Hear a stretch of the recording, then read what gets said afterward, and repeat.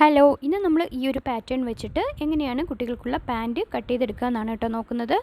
അപ്പോൾ ഈ ഒരു പാറ്റേൺ കഴിഞ്ഞ വീഡിയോയിൽ ചെയ്തതാണ്. അപ്പോൾ നിങ്ങൾ കാണാത്തവരുണ്ടെങ്കിൽ ആ വീഡിയോ കൂടി ഒന്ന് കണ്ടു നോക്കണേ. അപ്പോൾ ഇന്ന് നമ്മൾ ചെയ്തെടുക്കാൻ പോകുന്നത് പഴയ ഒരു കുർത്തിയിൽ നിന്നാണ് കേട്ടോ. അപ്പോൾ യൂസ് ചെയ്യാത്തൊരു കുർത്തിയാണ്.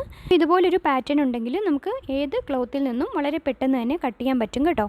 അപ്പോൾ ഇതധികം ഫെയ്ഡ് ആവാത്ത ഒരു കുർത്തി ആയതുകൊണ്ടാണ് ഇത് ഞാൻ സെലക്ട് ചെയ്തിട്ടുള്ളത്. അപ്പോൾ ഇതിൻ്റെ ഡിസൈനും നമുക്ക് കറക്റ്റായിട്ടും ചെയ്യാൻ പറ്റുന്ന ഒരു ഡിസൈനും കൂടിയാണ് കേട്ടോ. അപ്പോൾ നിങ്ങൾ ഇതുപോലെ കട്ട് ചെയ്യുമ്പോൾ ഡിസൈൻ തിരിഞ്ഞു പോകാതെയൊക്കെ ശ്രദ്ധിക്കുക. അപ്പോൾ ഞാനിവിടെ ഇതുപോലെ താഴെ ഭാഗത്താണ് നമുക്ക് വിഡ്ത്ത് കൂടുതലായിട്ടുള്ളത് കേട്ടോ. അപ്പോൾ താഴെ ഭാഗത്ത് ഇതുപോലെ ഈ പാൻറ്റിൻ്റെ പാറ്റേൺ വെച്ച് കൊടുത്തിട്ടുണ്ട്. ഇനി നമുക്ക് ഈ പാറ്റേണിൽ കാണുന്ന പോലെ തന്നെ ഒന്ന് കട്ട് ചെയ്തെടുക്കണം. അപ്പോൾ ഈ കുർത്തി രണ്ടാക്കി മടക്കി ഇട്ടിട്ടാണ് കേട്ടോ ഇതുപോലെ കട്ട് ചെയ്തെടുക്കുന്നത്. അപ്പോൾ രണ്ടാക്കി മടക്കി ഇടുമ്പോൾ നമ്മുടെ തുണി കട്ട് ചെയ്യുന്ന പോലെ തന്നെ നമുക്ക് കിട്ടും. 4 പീസ് കിട്ടും, ഫ്രണ്ട് പീസും ബാക്ക് പീസും കിട്ടും കേട്ടോ. അപ്പോൾ ഈ ഒരു കുർത്തിയിലെ ഹാഫാണ് ലൈനിങ് ഉള്ളത് കേട്ടോ. അപ്പോൾ അതാണ് നിങ്ങൾ ഈ ഒരു റെഡ് കളറിൽ കാണുന്നത്. അപ്പോൾ അത് നമുക്ക് എടുത്ത് മാറ്റാം. ഫ്രണ്ട് പീസിനും ബാക്ക് പീസിനും ഉണ്ട്. അപ്പോൾ അത് രണ്ടും ഞാൻ മാറ്റിയിട്ടുണ്ട്. സ്റ്റിച്ചിങ് കൂടി നോക്കാം. അപ്പോൾ 2 പീസും ഇതുപോലെ നിവർത്തി ഇട്ട് കൊടുക്കുക.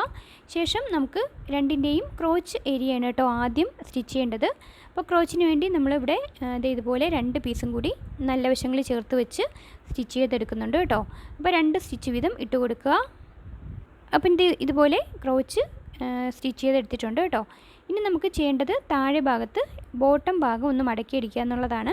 അപ്പോൾ കാലിൻ്റെ ബോട്ടം ഭാഗം മടക്കി അടിച്ചു കഴിഞ്ഞാൽ നമുക്ക് ആ 2 പീസിനെ ഇതുപോലെ ഒന്ന് ചേർത്ത് വെച്ചിട്ട് നമുക്ക് ജോയിൻ ചെയ്തെടുക്കണം. അപ്പോൾ പാൻറ്റ് ഈ കാണുന്ന പോലെ ജോയിൻ ചെയ്തെടുക്കണം കേട്ടോ. കാലിൻ്റെ ഭാഗമാണ് ഇപ്പോൾ ചെയ്യുന്നത്. അപ്പോൾ ഇതുപോലെ സ്റ്റിച്ച് ചെയ്തെടുക്കണം. 1 ഇഞ്ച് ആണ് നമ്മൾ വിട്ടു കൊടുത്തിട്ടുള്ളത്. ആ 1 ഇഞ്ച് സീം അലവൻസിൽ സ്റ്റിച്ച് ചെയ്തെടുക്കുക. കാലിൻ്റെ ഭാഗം സ്റ്റിച്ച് ചെയ്ത് കഴിഞ്ഞാൽ ഇനി നമുക്ക് ഇലാസ്റ്റിക് ഇടേണ്ട കേസിംഗ് ആണ് ചെയ്യേണ്ടത്. അപ്പോൾ ആദ്യം തന്നെ ഞാനിവിടെ ഒരു 1/2 ഇഞ്ച് ഒന്ന് മടക്കി അടിച്ച് കൊടുക്കുന്നുണ്ട് കേട്ടോ. പിന്നെ താഴത്തേക്ക് 2 ഇഞ്ച് ഒന്ന് മാർക്ക് ചെയ്ത് കൊടുത്തിട്ടുണ്ട്. അപ്പോൾ ആ മാർക്കിങ്ങിൽ വെച്ചിട്ട് ഇതുപോലൊന്ന് സ്റ്റിച്ച് ചെയ്തെടുക്കണം. ഇനി നമുക്ക് ഇലാസ്റ്റിക് ഇടേണ്ട ഒരു പോർഷൻ മാത്രം നിർത്തിക്കൊണ്ട് ബാക്കി നമുക്കിതുപോലെ സ്റ്റിച്ച് ചെയ്തെടുക്കാം. അപ്പോൾ നമുക്ക് ഇലാസ്റ്റിക് കേസിങ് റെഡിയാക്കി എടുത്തു. ഇനി ഇലാസ്റ്റിക് എടുക്കുന്നത് നമ്മുടെ വേസ്റ്റിൻ്റെ അളവിനേക്കാളും 2-3 ഇഞ്ച് കുറച്ചിട്ട് വേണം കേട്ടോ എടുക്കാൻ വേണ്ടി.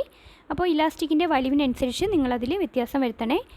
ഇത് നല്ല ടൈറ്റുള്ള ഇലാസ്റ്റിക്കാണ് കേട്ടോ. അതുകൊണ്ട് തന്നെ ഞാനിവിടെ 2 ഇഞ്ച് മാത്രമാണ് കുറച്ച് കൊടുത്തിട്ടുള്ളത് കേട്ടോ. അപ്പോൾ ഇത് നമുക്ക് സ്റ്റിച്ച് ചെയ്ത് കഴിഞ്ഞാൽ ഇലാസ്റ്റിക്കിൻ്റെ മേലെ ഒന്നും കൂടി ഒന്ന് സ്റ്റിച്ച് ചെയ്ത് കൊടുക്കണം. അപ്പോൾ വലിച്ചു പിടിച്ച് ഒന്ന് സ്റ്റിച്ച് ചെയ്ത് കഴിഞ്ഞാൽ ഇലാസ്റ്റിക് പെർഫെക്റ്റായിട്ട് തന്നെ കിടന്നോളും.